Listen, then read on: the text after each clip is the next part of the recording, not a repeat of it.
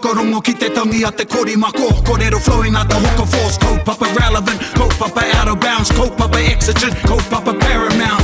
Nā kona whakapiri mai ki te kaupapa tino whakahira whakarongo pi kari mai. Hare mai, o Taringa hare mai. We gotta gather up close everybody. Gather up close everybody. Kani move that body. Kani move that body. Ai ngā maunga whakahi, I ngā awa whakatere taniwha. Ai ngā moana tapu. Puta noa nei te motu, tēnā rā koutou katoa. Whakapāho atu ana. Ai tō tātou marae o Tūrangawaewae, te marae o te ao katoa. Te takotoranga o tō tātou Kiingi Tuheitia. Pootatau te Wherowhero te tuawhitu. I roto anō I te puahurutanga. O tōna whare o mahina rangi. Takoto maira. E ngā rauranga tira mā, tēnā koutou. Ko hoki mai nei a Taringa. Ki roto anō, I te harurutanga nei o Kimiora. Kei waho rā, te mahi a te tangata. E whakarite ana. I ngā tohu o te manaki. Nō re mihi ana kia koutou. Tēnā rā tātou katoa. Tēnā, I really liked that mihi, tēnā koe. Oh, ka. I'll give you a pāhi. We've got a pāhi, we've got a C+ tēnei. Love it. Nō reira, ki tō tātou manuhiri, ko mātou ki ngā manuhiri hono, mihi ana. Kia koe e tai, ko hono mai nei kia tātou I tēnei pō. Ki te whakawhiti, whakaaro, whakawhiti kōroro, tēnā koe. Kia ora. Me tino mihi koe, e au. I nā hoki, kua tatarite te whakapāho, ka putau mo te tei wāpoto ki te ahara, ka ki tau I takuta maiti nei, ka tono au, whakaitonu mai. Kia ora. Nō re mihi ana, ko au e tautoko ana I ana mihi, kia koe Epiha, nau mai kua inga te whānau o Taringa. Ai. Nō re hea tātou kaupapa. Ka ki te tōpai. Yeah. Ai. Kore o tia ki te iwi, ko wai koe, no whea koe.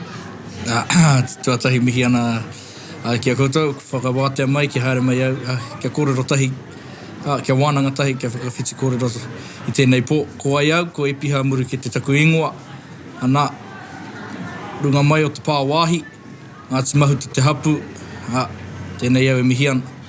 Nā koe Epiha. Tēnā koe. Ka miti puto nei, kei hare te me tāhai wā engari. Ko ki te au I a koe, he kākahu ana oe nei. I nā huringa haeretanga, e whai nei tō tātou Kiingi, e mau hutu e taiwa, he mau I ngā kia o te pēne. Nē. He pai peke a timata ki reira. Kōrero mo te reo te Kiingitanga, te reo te Kiingi, te pēne, ngā mahi roto I te pēne. Ai. Ki mata mai whetu waru noiho taku pakeke. Ki mata au te whaiwhai hare ngā kaumātua ki tēnā paukai. Ka tiro au ki te reo te Kiingitanga, ana o te whakatangi I ngā taramu, ngā kōnas meira āhuatanga, tai ki te pakeke te kaumā tahipe. Whakaaro au I anau te uru atu ki te pēne, ka hare atu ki tō mātou matua, matua kien. Inoi atu, e ahi anau te uru mai ki te reo, tana whakai, haere mai. Koe atu ai, haere atu au.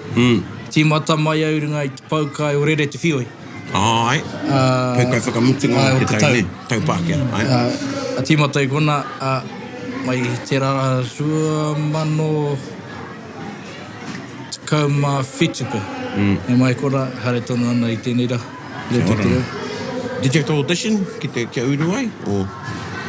Paku prakati ki wā then. Did you even know how to play an instrument? No. Well, I was just watching and said, it must be easy to do this. Had to go at it then. On from there. Hair natural. Hea te tikanga o te pēne o te Kiingitanga? Ki au nei, ko te... Ki ngā kaupapa e hare ai tō tātou Kiingi, ko te whakawāte I te ara. Ia tomo ai te Kiingi ki runga ki tēnā marae. Te whakatuwhira I tētahi kaupapa. Koe taku mōiotanga ki te reo me ngō rātou mahi. Eura. Ai, kamuti ki au, ki te ngaro te reo o te Kiingitanga, te reo i te paukai, he tino wairua ka ngaro. Ai. I te me ka whakaihi ngā mai haere ake me tai ki tētai paukai, me te rongo i te pēne, whakeeke, and everything's going on. Ai, Karanga, kopi, te whakaihi. pēne, e rā mai katoa, ana ka ū tētai wairua, and then 1 minute's quite, ko te ata ingo tērā, what's that first one that's usually played when you come on? You got a trombone, that's the long ones, a bass, it's the bigger ones, and cornet. But what's the piece called? Do you know what it's called? The piece of music? What, no mai. Ko te ingo. No mai, yeah, that's it. And how's the tune go again?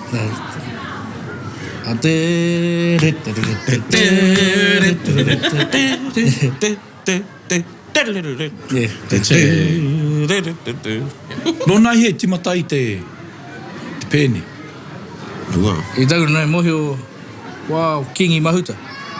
I au whakarona ki a matua kēni, mea tu wao Kiingi mahuta timata mai te reo.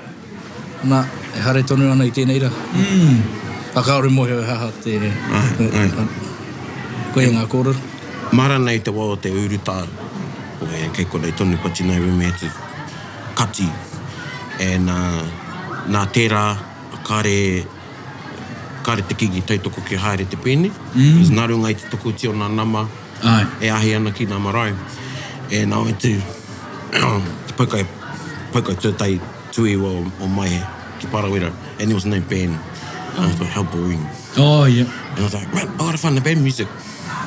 So he came out i te waiatana and got some speakers to play. I te wae whakeke mai ana te Kiingi me tana whare me ngā manuhiri. I think we're only allowed 100, not even, maybe 50. And it was like a big difference. Yeah. And he tono i te pāpā o tērā, find me a bass drum, because at least I wanted one beat, boom, boom, boom, boom. And I put a hole in it. Yeah. Nice. Yeah. So, he wāhanga nui tō te pēne ki au, ki te whakahihiri, te wairua. Aye. Yeah. So does the band play at other events? Not just the Pokai? The Pokai and here at the Koro. Yeah. And they also play on Thursday in the morning. Kamatu e hara tēnei te pēne whakangahau, ne? It's not like that, it's what would you call it? Not a e hara I te pēne whakangahau, yes.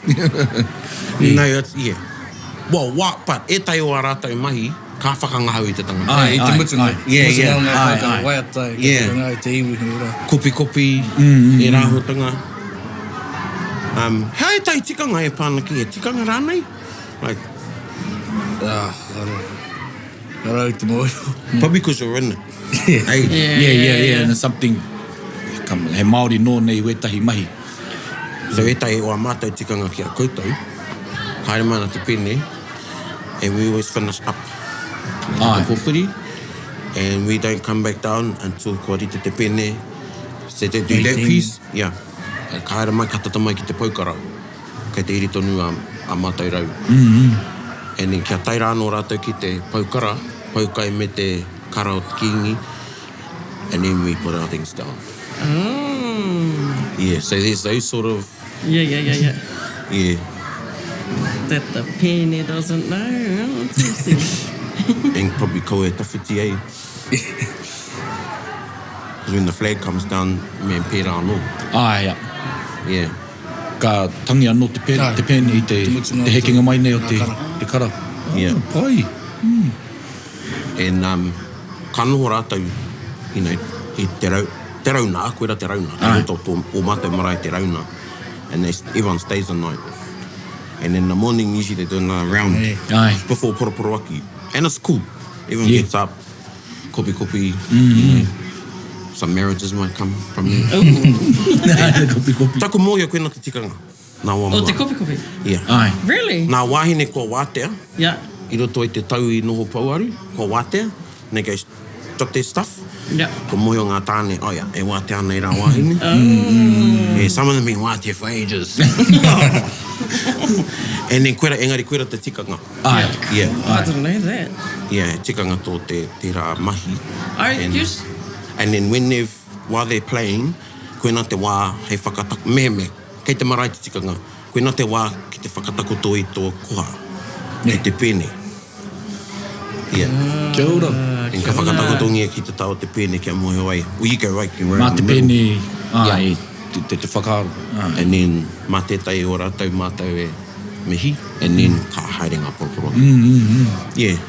Mostly I only see the kopi being done by the mature women. You're young. Are there any other young people your age that are into the kopi or? I haven't seen it. Nah, yeah. Quite reserved in this day and age in terms of... I won't be the moingari e kare kuku. Ai.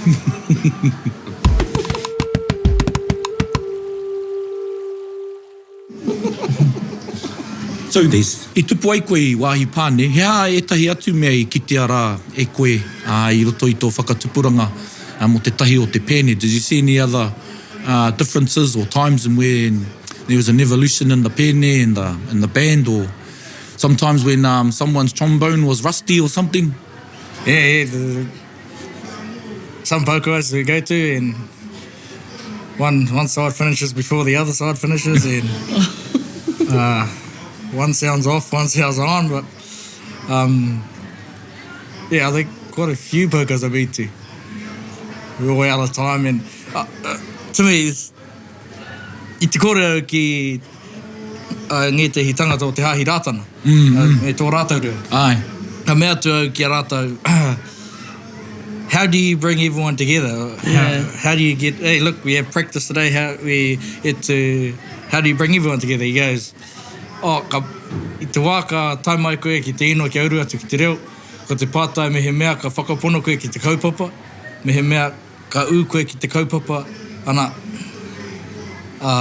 ko uru koe ki te reo. And koe pia te tako jirunga that everyone is into the kaupapa. When they come to Koronai, everyone wants to be out there to watch them because they come in there and they're strong and everything. And koe etahi o mātou roto I te reo te Kiingitanga, ka taka I te waka, ka uru hoki mai, ka taka I te waka, ka hoki mai. We don't have a strong group of there. I te whakaaro au te kāinga, he roto I te hahi rātana, waru pia ngā reo rereke, o te reo te arepa, reo te omeka, e rā kara rereke I roto I te reo. Ka noho au ki taku kāinga, ka whakaarohia, e āhei ana tātou, kia pēra kia rātana. And if you look at it, that ko Waikato, ko Raukawa, ko Hauraki, ko Maniapoto, me he mea ko te kau mai a Raukawa, te kau mai Hauraki, te kau mai Waikato, te kau mai Maniapoto, ana, ko whā te kau te reo, te maha o te reo, and I tēnei wā ko te kau mā rua pia. And he uaua hoki, karongo hoki au te uaua mō tō mātou matua Ken, ko tana whānau anake, e hiki nei e pupuru nei te Māori o te kaupapa o te reo o te Kiingitanga. E kaore pia tēnei te mea tu ki aia, ko tō whānau anake, he whakaaro pia kia tūwhera ki ngā iwi. Kia ora. I te wāka haere ki tēnei kaupapa, ko whā te kau ngā mema o te reo, e whakaeke ana ki runga ki te mara. Ka kore e waiho mā te raurau iti noiho o te kaupapa e kōkiri. Ora, koe e pia taku whakaaro. Kia matuturu te oro nei. I'm thinking of, ko te tramu, te manawa taki drumline. No reira, I kororo rā mātou ki ngā etahi atua no ngā ringaringa ngā waiwai, kororo rā mo te hekenga o tētahi mahi ki roto I te whānei, koina taku pātai. I heke tērā mahi, kia koe kua mau kei rā no I taua whānau. Kei roto I ngā whakapohegi, whanaunga tahi tātou katoa I roto I te reo heo ki au. Mai te paki ke waru whitu me te waru I haere au ki ngā kaupapa maha o te Kiingitanga, ngā paukai, tēnei kona I whakaaroa ki au. Meru atu au ki te reo, en I uru atu au, en kua noho au ki kona taino heo I kāru pia he mai taku tupuna, karaua, taku aku mātua, nā ki au, kaore he whakapapa I roto rā, e hoi, he whanaunga, ai, ki tātou katoa I roto I te reo. I whakapata whakaarama hui to maki au I tētai rangi, we were just, had to let some steam off about some things. Ka me mai ki au, I te me te koro karakia Māori. Ka me ki au, at home, Epi does our karakia. E mai nui tērā, te hapai I nā kura, ne, o te pai Māori re, e nā koe nā anō te te aku ki te ngā I a koe, whai ngana mai te pēne. Me kare koe mahi na pēne, ai, kei te taki, kei te tū koe hei tari au. Koro mai mō tērā hutanga. Kia ora. I tētahi rā ki runga o timatau ki te pāwai. I ko rā, a hare atu au ki runga ki tō tātou marae he tangihanga pia te kaupapa. I ko nā noiho e tangi tunungana ngāka ki tō mātou matua, te reo tō tātou paipa ki a tākaroa. Ko I ana ki te reo, me te tangata I runga I tō tātou paipai. Ko ia, nā ko te reo karanga ko Nana Taini. Ko rau ana ke pupuri ana te mauri o te paipai. Ana, ka noho au kona I mōhi au ki ngā kura, I mōhi au ki ngā kaupapa o ngā karakia.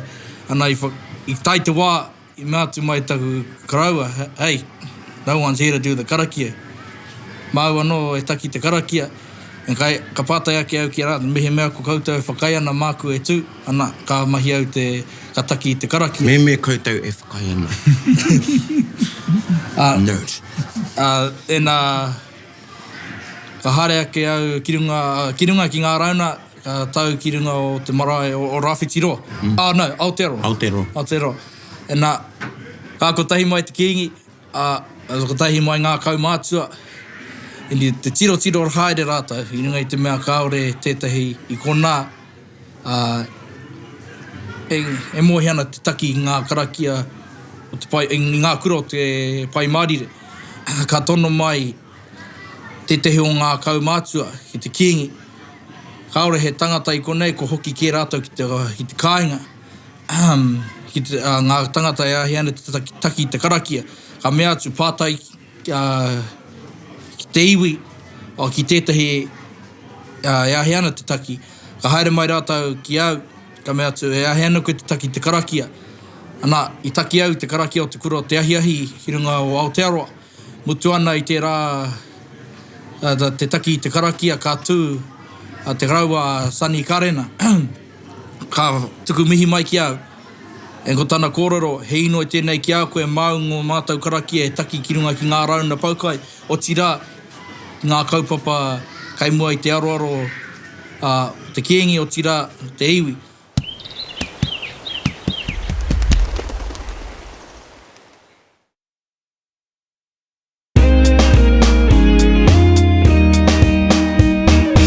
I te waka haere tātou ki runga ki ngā paukai, hopu mātou I te pahi haere ki tētahi ki ngā kaupapa. E ta last bus stop, ka tuku karakia ngā kaumātuku te karakia o te pai Māori, ke tīmata I tō rātou harenga I runga I ngā rori. Ana, ko au, tangata ka taki te karakia I tō rātou taha, kia pai ai tā tātou harenga ki ngā kaupapa. Was that sort of like your gateway into the paipai? My gateway was into the paipai was actually at the pā, back at Waihi. When I started, because it was Korotak that opened, there was no one to pick the koha up, so I picked the koha up, mihid, then that's how we finished. And that's how you, pai. And from there, went on to that tangi, went on to that tangi, went on to that tangi, and from there it was, come to little kaupapa, no one was there, so I had to you become a tō mātou marae wāhi, so from there, just kept on going, and then that's in the, how much is it? And you do the karakia here, or can you do this here? And just, always knew that, ia pupuru koe te Māori o te kaupapa. Do it.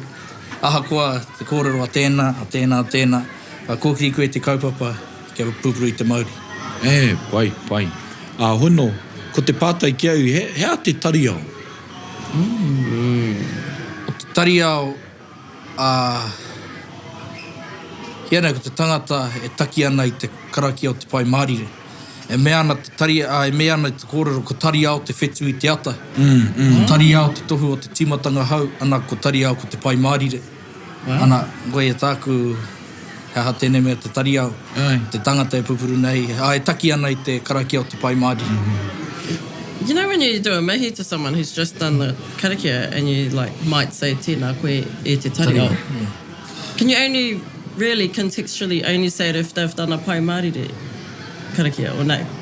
Well, that's a good question, because that's how I see a tari ao, what a tari ao is, because e kaupapa, te kura atu ki te tari ao, mana tō tātou karakia e taki, and ko te karakia o te pai mārire ka taki.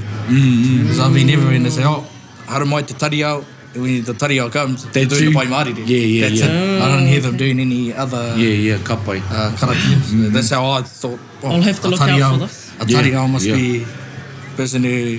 And I think my friends at school every Monday morning at school, ko tahi mai te kura katoa, ka taki I te kura o te awatea. Ia mane I roto I tō tātou kura. Ka tū te tangata whakamihi te tari ao. A mea atu rātou, kei te tari ao, rāwa, e rā kōrero, ka tai mai ki ngā e rā karaki a poto, ana te tūwhera I te rā, ka hare tonu te kupu kei te tari ao. I mea mai te taku hoa. Hey, is tari ao only for the person who's doing the pai mārire or for any karakia they do? So I told him, what I think it is, a tari ao is the person taki I te pai mārire. Tika kia au tonu nei ki te kaua o te pai mārire kei rere kēnei ngā whakaro mō te tari ao. Pai tēnā. Hazard I guess to... For those understanding or learning, just maintain tari ao with pai mārire. I think that's the safe way for me to understand it. I āta noho koutou, ka wānanga hea, e koutou te pai mārire. Well, I ako au te pai mārire, I runga I te mea, whetū waru aku pakeke. E haere mai au te mai I roto a Gimiora. Ana, I moe tō mātou kuhunga atu ki Gimiora, ka kotahi ki te... ki waho te whare o Tūrongo, ka taki I te kura o te awatea. Ia tau, I ara I ko nāu ki te karakia. And I think, mai te kau I tau ngā karakia o te kura o te ahiahi, o te kura o te awatea I roto I au, I maramau ki ngā kōrero. And I te rauna paukai, ko te paukai te rā I te ahiahi, ka tuku ngā karakia, ana ka tū tētahi wānanga. Whakawhiti kōrero waenga ne tātou haha ngā tikanga o te karakia o te pai mārire. Ko ngā kura, ana, ko te kura o te ata, te kura o te awatea, kura o te ahiahi, ko kura tangi kerei, ko matua tama, he karakia no era, and āwhea te wā ka taki tēnā kura, āwhea te wā ka taki tēnā kura. Rare, I tai atu ki ngā paukai, ngā ahiahi wānanga, ngā kaumātua o tira tō tātou Kiingi, ki runga ki ngā marae āwhianga e nei kura e taki. Pai, e ko te kura tērā, koina te kupu mo te karakia, ngā momo karakia o te pai mārire. Pai, I find it really interesting, pai mārire. Kia waiho pia mā tētahi o tātou kaumātua te whakamāramatanga o te pai mārire me te hohunutanga o taua kōrero. But it's good to hear tētahi reanga penei a koutou e taki ana I ngā karaki te timatanga o ngā mani, o ngā wiki. Ia mane, ka taki te kura o te awatea. Koe ate, he tikanga I roto I tō tātou kura. Pai. Well, what else do you do? Hea tai atu tikanga that you do. Mahi karakia, whai kōrero, mahi roto ki miora. Ai ao roto I ngā mahi kaiwa wā hoki, no te riki. Other than that... Tā mea, kōrero tia mai te wā ki a koe I Kimiora. What was your first? First job in Kimiora was Anahera. Started right at in Anahera. I just help people take their place to the table, but back in the time, we used to, still today, supervised by Nana Kiri Maku. And our job was, they'll send us out, go have a look. You had to make sure there was a fork, a knife, a spoon, a cup, a sugar, and everything on the table ready. If there wasn't, your job was to go back and tell them, on this table, there's no cup or no whatever. There wasn't, then that blame will go back on the supervisor, and the supervisor will lay it to the waitress. And it came up from Anahira. And I think from Anahira I went straight to an usher. Oh. And I've been ushering in Kiingi probably maybe 11. Wow. 11 ushering in Kiingi and still ushering today. So e te iwi, if you haven't experienced the manaakitanga that they give in Kiingi, it's quite a well-run kaupapa. You've got te tangata e kōrero ana mā te microphone, you know, telling people which way to go and who to see if you need to go that way, and they're quite the ushers use a quite persuasive, or you know, not persuasive, but you know, this way, just four, move down. Yeah. But it is, you got to because there's a lot of people to traffic. Yeah, going this way, that way. Please enter via this door, exit via that door, and I te ata nei, I te ahiahi nei, hau atu au i roto i tō tātou whare Kiingi, and I go, man, it'd be great if they had a coat and there was a coat room. Yeah. Right here. Yeah. So, you know, it's got all everything. well. Yeah. And there's two people in there. Yesterday, yeah. I literally just finished my plate. There was already a girl there. Oh, you finished? Oh, yep. Yeah. I was talking to another person and my plate was empty and I turned around and it was gone. And I was like, oh, man. So, okay. I want to get, I just still think it's so amazing that you are so young and you are out there doing the mahi on the pai, doing all the karakia and that. Have you stood here on the pai at Tūrangawaewae? Actually, when Hui Motu happened, I tū te pauka tuatahi, I get ngā hora, I karanga mai e te Kiingi ki au, e kōrero tahi tana taha. Ana, mea mai kaino i au ki au koe hei reo mo te rangatahi kia whakaputa I ngō whakaaro hea tēnei mea te mana motuhake. Ana, I tū au ki runga I te mahaurangi o mahinarangi, e taki atu I ngētahi kōrero, ngētahi whakaaro, hea tēnei mea te mana motuhake. And then, e tei kaupapa I konei au, mea mai koro tāwhiri, mau te koha e tiki atu, and e hare atu au te tiki mai te koha, ko e pē ngā wā e rua, ko tūai kunei ki Tūrangawaewae. Cool. Ko tete o ngā me pai o tetei, ko tō whakaiti. E ki tēnei au, kua whakangunua koe, kua whakamātautau hia hoki koe, e mohi ana koe. Kare koe te whakamahi e rā whakamohi o tanga, hei whakateitei a koe, hei whakaiti rā nei tētahi atu. En ki au, hei mea nui te rā. Ai, me tātau atu taki roto I nā paukai, e tai o pātai mai ki au, he pākiki, engari pākiki pai, ka hoki aku mahara. Ai. Nō reira, hea te wāhanga ki te rangatai ki te Kiingitanga, o te apōpō. Ko tāku pēr, e whai ngā tapu ai, ko whakamahi ai enei rā. Heoi, ko te tiro hoki, ki te ana mato, te kaupapa, te whakaaro hoki mehe mea, me whakapai ake I tēnei, ki ora te kaupapa, o hea tētahi mea, e ora I te kaupapa. Hare hea te whai tonu I tēnei tikanga, I tēnei tikanga. Aha koa, ko whakatakotoria e ngā tūpuna o te wā, heoi mehe mea, ka tae te whakaniko ake I tēnā tikanga, kia ora tonu tātou, ana koe ia pēr tāku hei mo te āhuatanga o te rangatahi, he wānanga I te kaupapa tuatahi, ana mehe mea e mea ana, te kitea mau whatu, I te rangona mātou wairua, mehe mea he painga nui, mo te āpōpō okia te kaupapa. Ioi ai, o te wānanga oki ki te whai i ngetahi whakaaro mo te anamata o te kaupapa. Heoi, me pupuru tonu ki ngā mātāpono o te kaupapa oki. Nā koe. Pai. And I te mea hawa kātai mo i te hoiho. And because you're mahu te takamuri, i takamuri tātātai kōrero mo tētai kiwaha. Yes. Your fault. No. I te tatari ki tō tātou manahiri kia. Yeah. Yeah.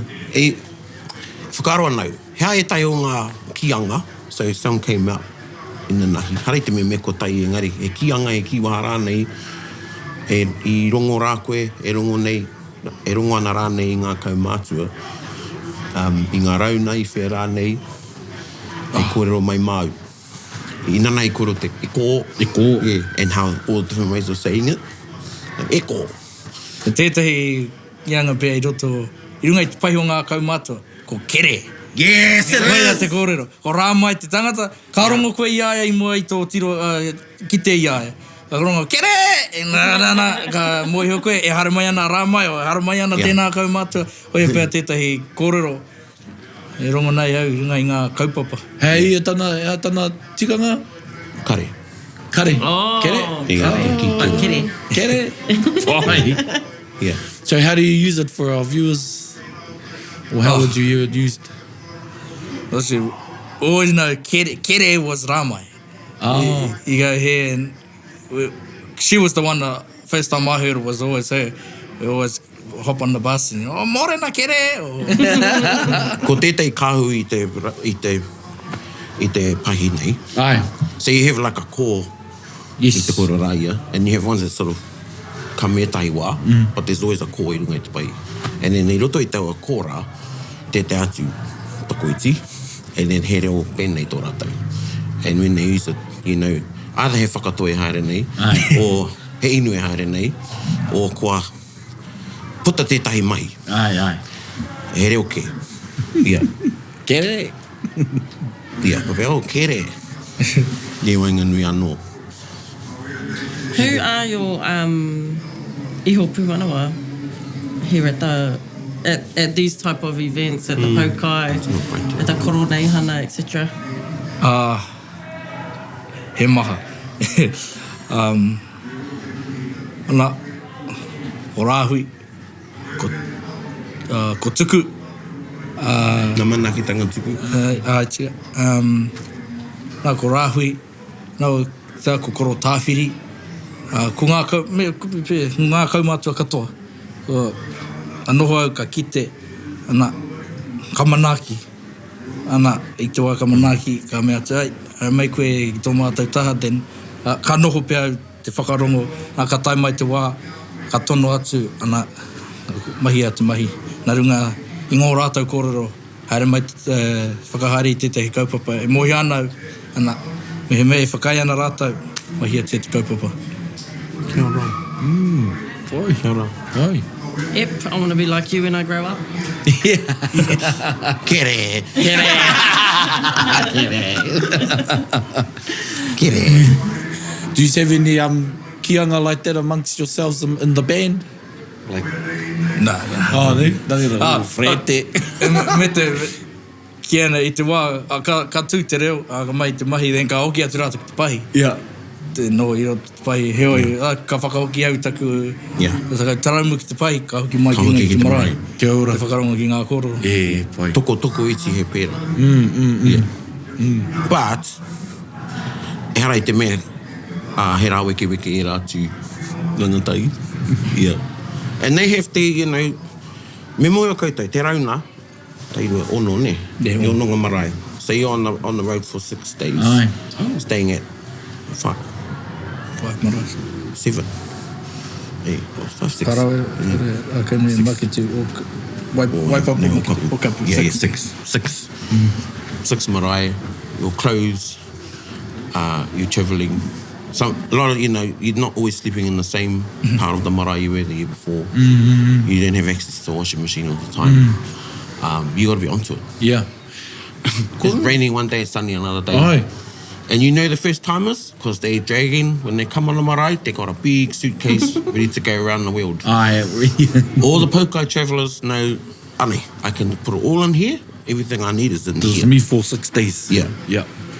Pea hea te tohu o ngā tai o ngā kākahu mo te pēne. Oh, yeah. Tātai pai anō tērā.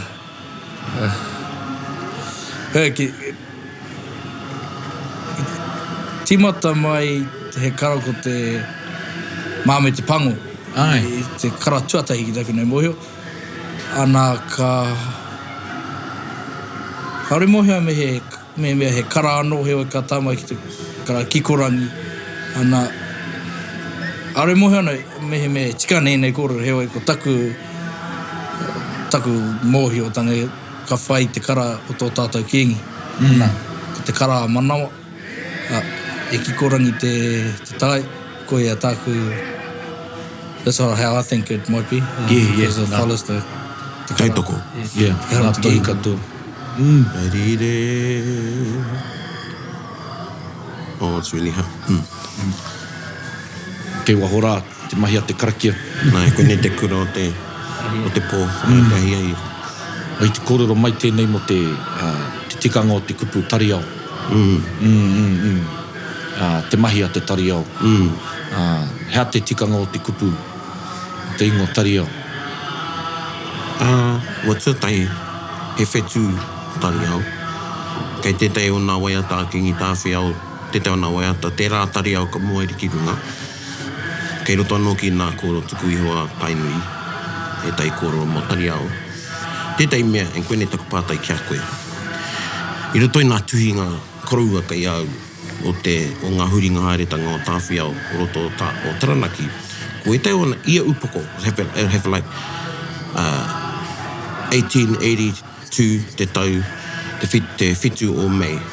Ka tua tāwhiao, Kiingi tāwhiao, ka mea, e ngā tariao wāhine, e ngā tariao tāne. Whakarongo mai, and then ko tāna kauwhau.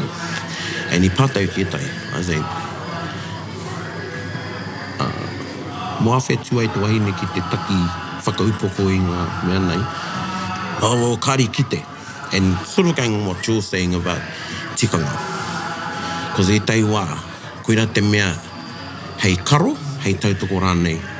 I tētahi mahi, i tētahi tikanga, ki te kore rānei. Kia kaua e mahi tētahi mai. I te mea kāreu i kite, must be kāri mahia. Hey. So, nōku e nei whakaro. Me whera nā kōrero, I think, kāre kore, I wāte te wahine ki te taki nā panepane o ngā karakia nei. Nā kura. I've never seen. Yeah. Mō muri te wahine, I roto i te ofa. Ai. Yeah. Kātai, kārua, te tau aku nohanga ki te tei koe mātua, taku pātai kia. Hea tau I kite ai? Mo te pai Māori re, ia te mariki ana. Ka mea, piki kaupapa te kaumaru ana ofofa. I was like, te kaumaru I guess, yep. Ko e tahi, e karakia Māori. Te pata karakia Māori I roto I te rangi o te ofofa. E tai ko te karakia o te atua. Kraiti ana nei. E tō mātou nei te rangi, kia tapu tō inga, kia tai mai tō ringa te nao. Wow. Ka mea, I roto I te wā, ka ngaro haere te mōhio, māramara nei, erua, o te tangata ki te reo, ka popoto haere ngā. Ofofa ka noho ko tētei. Engkare mate o tērā. So it's interesting. Yeah, so, koera tāku mo tēnā kupu te tariao. Well, you got a pass mark. I te korenga ou I tētahi wā poto I kōrero tia mai ei mo te tariao. Like, pass mark. Ara te tangata mōhio ki te waiata, I homai ia te waiata rā kare. Ko āhua, tōna mau e tai, tā tāwa waiata o tariao. Ai. Nā I runga I tērā, kua kōre ko haere. Taua whetu ki tōna taumata, he tohu pia. Ko tai ki te wā. Ai. Tiko. Ai. Nā mau ata te kōrero e whakakapi.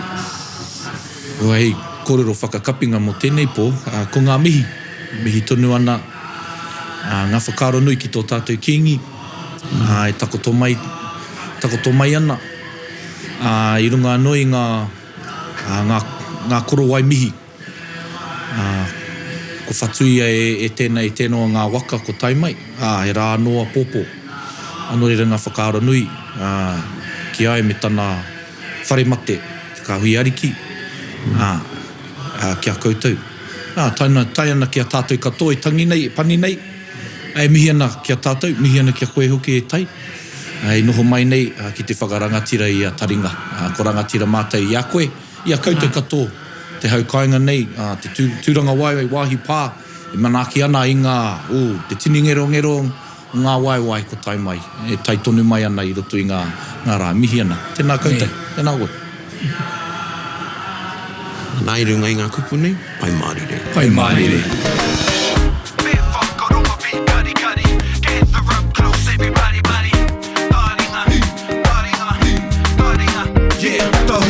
Yo, whakarongo ki te tangi a te kori mako, kōrero flowing out the hooker force, kaupapa relevant, kaupapa out of bounds, kaupapa exigent, kaupapa paramount. Nā ko nā whakapiri mai ki te, kaupapa tino whakahira, whakarongo pi kari mai, hare mai, o Taringa, hare mai, we gotta gather up close everybody, gather up close everybody, kani move that body, kani move that body. Taringa. He mea tuku nā te wānanga o Aotearoa, nā te māngai pāho me irirangi te motu I tautoko. To listen to more episodes, search for us on your podcast app and subscribe, or follow us on Instagram and Facebook. Taringa. Whakarongo mai.